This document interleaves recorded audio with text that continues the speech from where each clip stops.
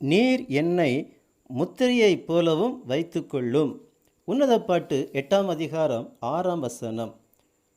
நீர் என்னை உமது இருதயத்தின் மேல் முத்திரையைப் போலவும் உமது புயத்தின் மேல் முத்திரையைப் போலவும் வைத்துக்கொள்ளும். நேசம் மரணத்தைப் போல் வலிது, நேச வைராக்கியம் பாதாளத்தைப் போல் கொடிதாயிருக்கிறது. அதன் தழல் அக்கினி தழலும் அதன் ஜுவாலை கடும் ஜுவாலையுமாய் இருக்கிறது. அந்திக்கிறிஸ்துவின் கொடூர ஆட்சிக்குள் கைவிடப்பட்ட விசுவாசிகள் மத்திய ஆகாயத்தில் சேனை தூதர்களோடும் பரிசுத்தவான்களோடும் இறங்கி இருந்த நேசர் இயேசு கிறிஸ்துவை நோக்கி, நீர் என்னை உமது இருதயத்தின் மேல் முத்திரையைப் போலவும் உமது புயத்தின் மேல் முத்திரையைப் போலவும் வைத்துக்கொள்ளும் என்று வேண்டிக் கொள்ளுகிறார்கள். அந்திக்கிறிஸ்துவின் ஆட்சி காலத்தில் யுத்தங்களும் கொடூரமான கொலைகளும் பஞ்சமும் அழிவும் உண்டாகி சமாதானம் இல்லாத காலமாக இருக்கும்.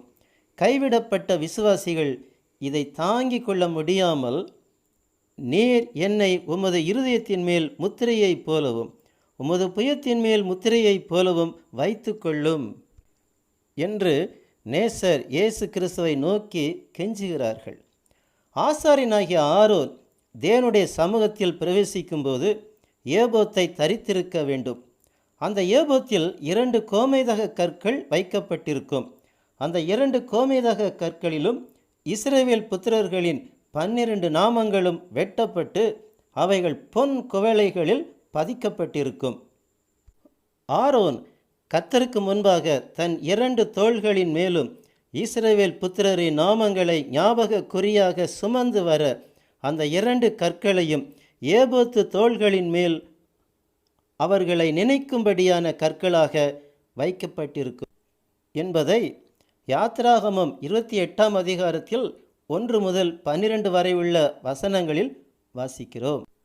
அதுபோல மெய்யான பரிசுத்த ஸ்தலத்துக்கு அடையாளமான கையினால் செய்யப்பட்டதாயிருக்கிற பரிசுத்த ஸ்தலத்திலே கிறிஸ்துவானவர் பிரவேசியாமல் பரலோகத்திலே தானே இப்பொழுது நமக்காக தேவனுடைய சமூகத்தில் பிரத்யட்சமாகும்படி பிரவேசித்திருக்கிறார் என்று எபிரேயர் 9ஆம் அதிகாரத்தில் 24ஆம் வசனத்தில் வாசிக்கிறோம். எதற்காக 1 யோவான் 2ஆம் அதிகாரம் 1ஆம் வசனம் சொல்லுகிறது, என் பிள்ளைகளே, நீங்கள் பாவம் செய்யாதபடிக்கு இவைகளை உங்களுக்கு எழுதுகிறேன். ஒருவன் பாவம் செய்வானானால் நீதிபரராயிருக்கிற இயேசு கிறிஸ்து நமக்காக பிதாவினிடத்தில் பரிந்து பேசுகிறவராயிருக்கிறார்.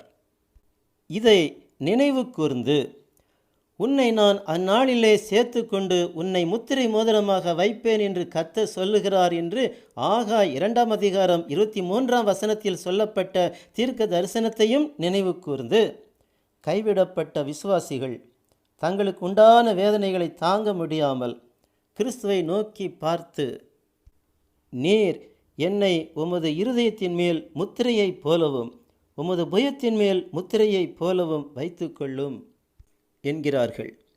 நாமும் கிறிஸ்துவின் வசனங்களை நிறைவேற்றுவதில் உண்டாகும் சோதனைகளை தாங்கிக் கொள்ளவும் அவைகளை ஜெயிக்கவும் பிதாவாகிய தேவனையும் அவருடைய சமூகத்தில் நம்மை நினைவு கூர்ந்து பரிந்து பேசுகிற மத்தியஸ்தராகிய தேவனுடைய குமாரன் இயேசு கிறிஸ்துவையும் நினைவு கூறுவோம்.